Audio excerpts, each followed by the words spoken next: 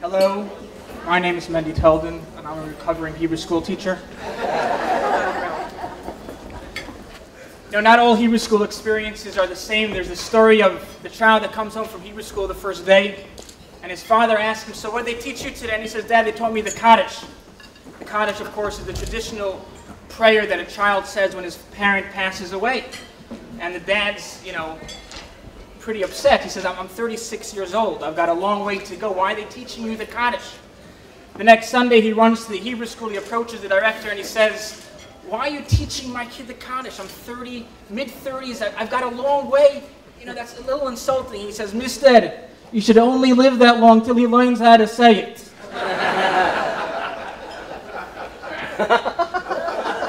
The truth is, thank God, my Hebrew school experience, originally as a teacher, ever since we've given it over to the caring and professional directorship of Mora Gili, it's been nothing but nachas, yes. It has been nothing but nachas and enjoyment, but there's, not always does it end that way. The story of the rabbi from Haifa in Israel, who comes to the States to inspire, to teach, to educate, and he goes to a synagogue in Southern California, and he enters the Hebrew school there, and he goes into one of the classrooms, and he says, "Nu, what is your name?" And the child says, "I'm Danny Jacobs." He says, "Let me ask you a question. Who broke the 10 Commandments? Who broke the 2 tablets?" So Danny turns red in the face. He starts fidgeting, gets defensive. He says, "I promise it wasn't me."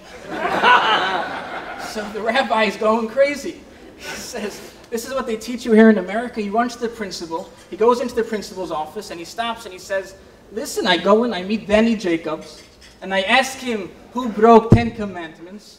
And you know what he says? He says, it wasn't me." So the principal sits back in front of him and he says, "You know what? I know Danny. I know his parents, I even know his grandparents. If he says it wasn't him, believe me, it wasn't him."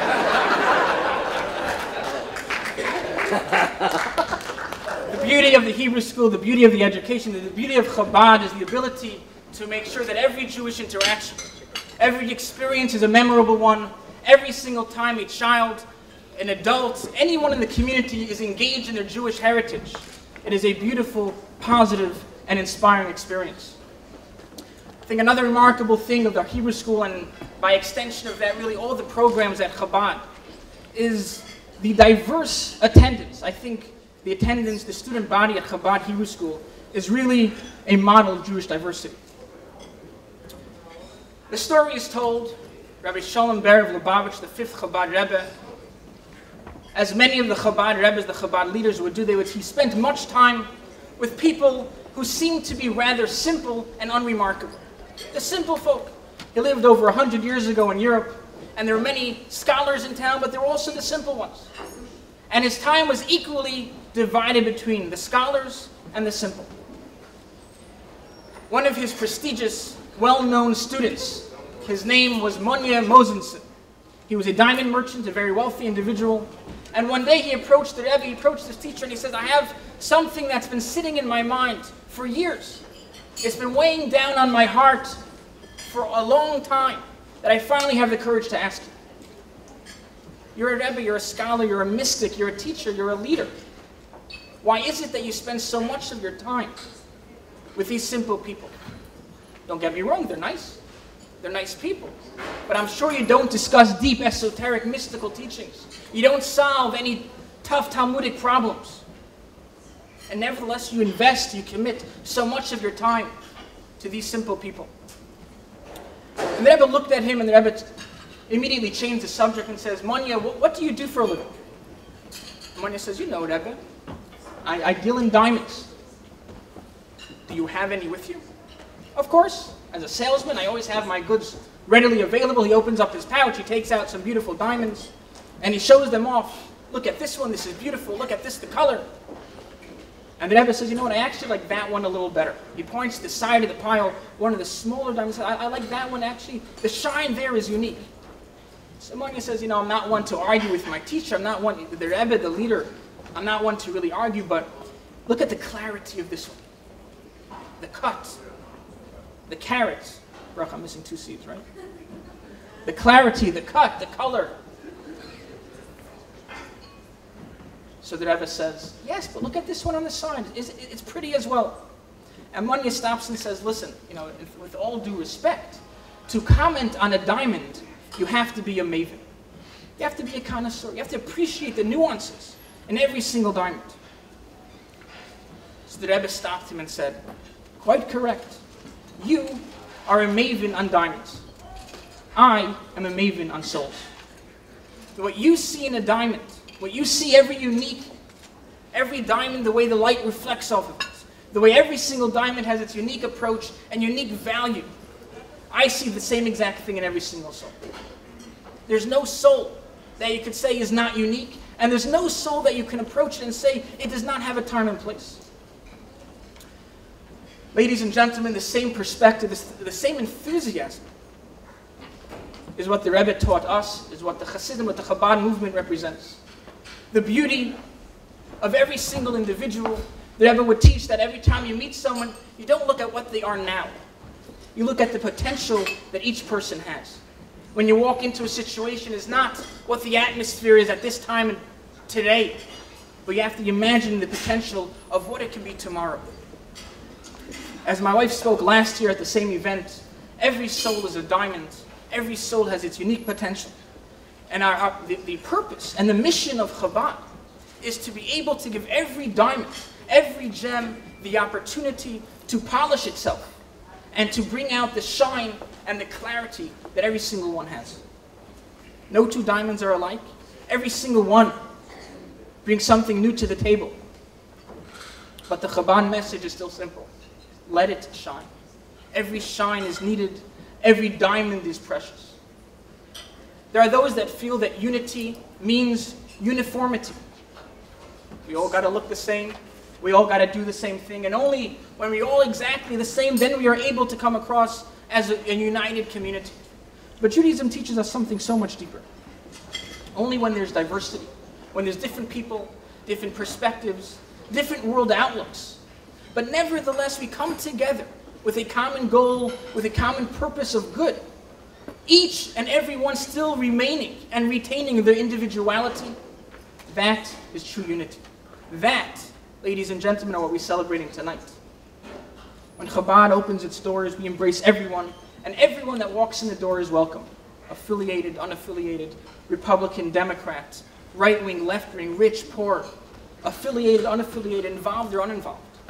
When you come to Chabad, you belong there because we're not looking at our differences. All that we are noticing is diamonds. When we join together for Shabbat dinner, when we pray together on the high holidays, when we stand together at a Purim party, when our kids are playing together in Hebrew school, there are differences, but we don't notice them. We don't notice the unique. What we do notice is the uniqueness of every single individual and the special shine that each one of us have. As I look around the room today, everyone has their own unique connection with Chabad. Some come on Shabbos morning, some come on Yom Kippur, some come every 5 Yom Kippurs, some come for dinner. Each one has their own relationship with the Chabad community. Some stand on the outside and give their support because they appreciate, although they themselves are not involved, they appreciate the work that Chabad does. And every single one of you here tonight, whatever your level of support or commitment may be, plays a vital role in our growth and our success. Unfortunately, time does not allow me to mention everyone by name, but you should know that our gratitude does run deep. However, I do think it would be extremely remiss if I didn't make mention of Mrs. Risa Sedrain, whose hard work and much time. Yes, we can, and should clap. I know she's still going to talk to me tonight. Her efforts ensured the overall elegance and success of this evening.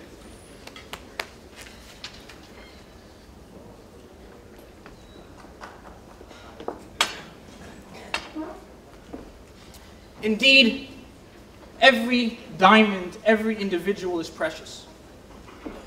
Everyone can be an influence. Everyone can shine and illuminate their surroundings.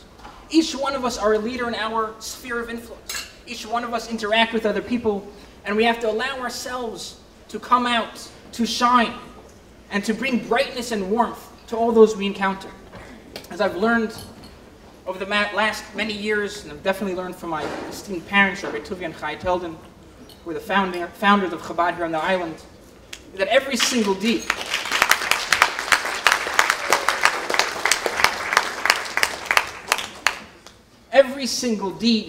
every interaction, every moment counts. You never know which is the moment, what is the deed that will literally make a change in this world. I would like to conclude my remarks with a short yet powerful story. There was once this poor Scottish farmer. His last name was Fleming. He steps out of his house one morning and he hears cries from the perimeter of his field. He goes, he runs over, he sees a little boy drowning in the pond, up to his neck in the muck, and he can't get out. He throws him a rope. He slowly pulls him out, and after much toil and hard work, he succeeds in saving the boy's life. The boy thanks him and runs off and goes home. He doesn't know his name. He doesn't know where he lives. But the next morning, a gorgeous coach, a beautiful carriage pulls up to his house. An aristocrat steps out and says, "Are you the one that saved my son last night?" He says, "Yes, I am."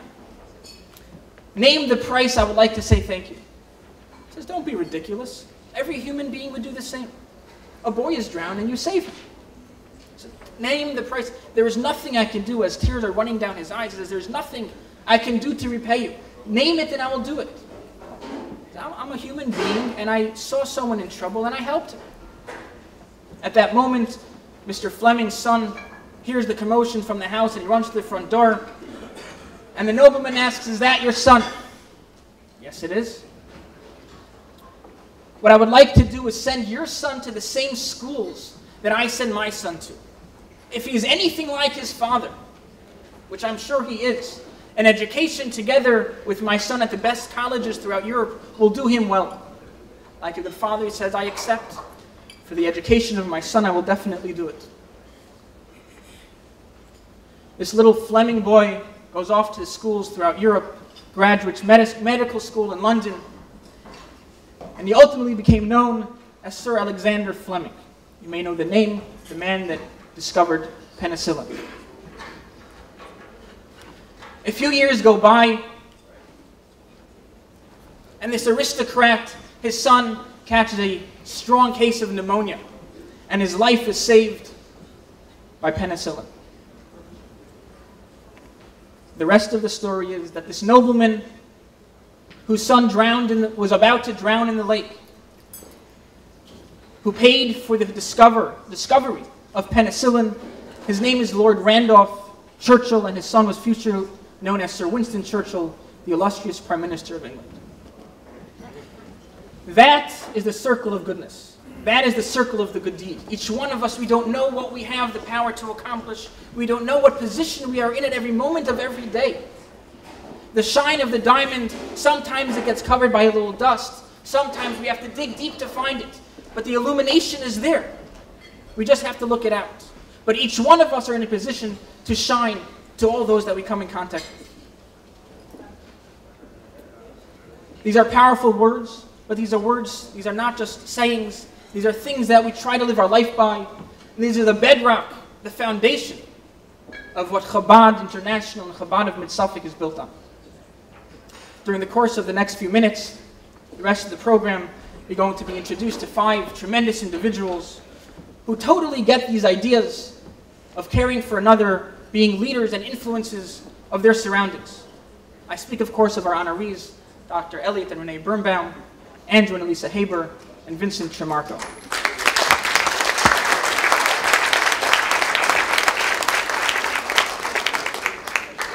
While there is much that can be said in tribute to each of these individuals, dedicated, benevolent, compassionate human beings, we figure that rather than me trying to stand here for hours and explain every single nuance, we will let you see for yourself.